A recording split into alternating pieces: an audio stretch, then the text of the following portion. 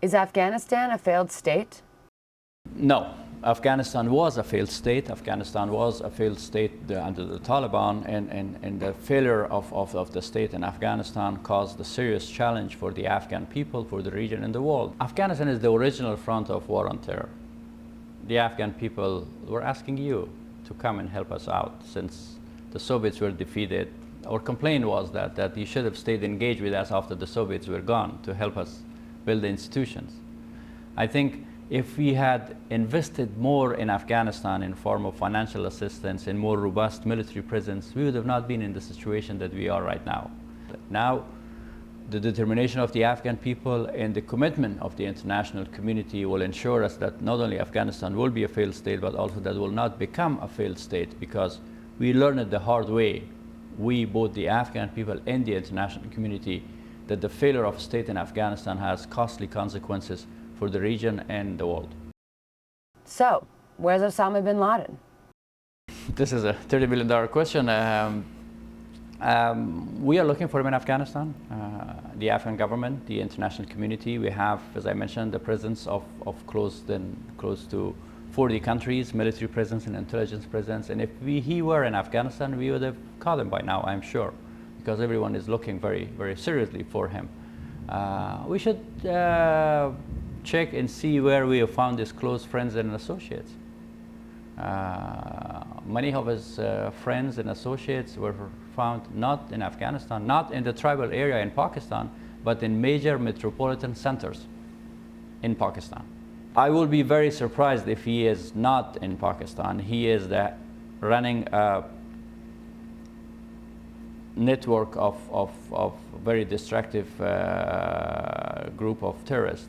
He requires connectivity. He has to be in touch with his groups and people.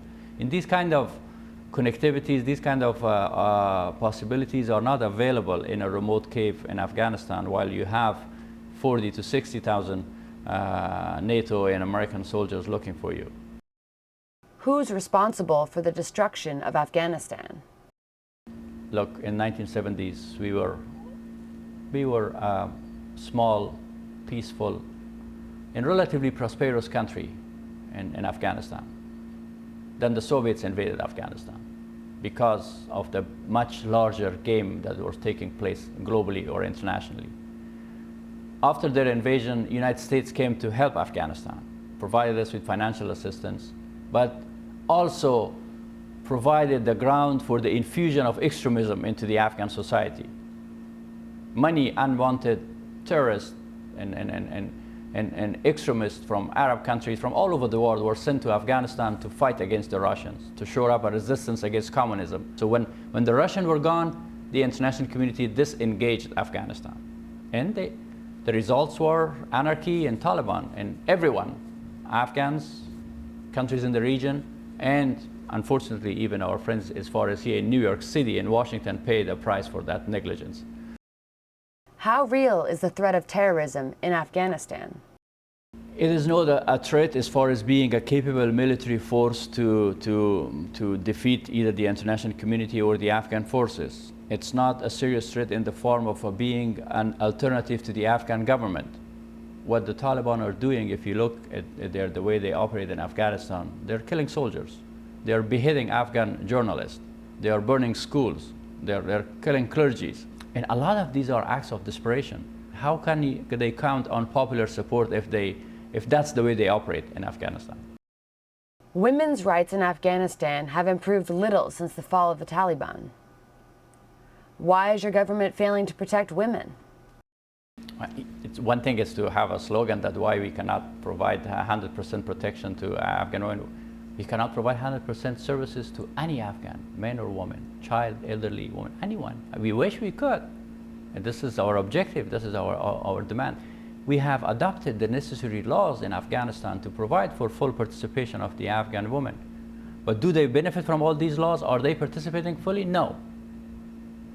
Why is this? Because it takes time. When will NATO and U.S. troops be able to leave Afghanistan? There is no shortage of willingness among Afghans to defend our own country. there's no shortage of courage to defend our country. We would like, as Afghans, to take full charge of defending Afghanistan, being your partner in fighting terrorism, not only Afghanistan, in other parts of the world. But we can only do this if you give us the skills by building our army and police force. The sooner you build the Afghan National Army and police force, the sooner your soldiers and NATO soldiers can go back home. If it were up to us or up to me, I would have wiped out the Taliban tomorrow. Why we're not doing that? Because we cannot do it. It's not possible.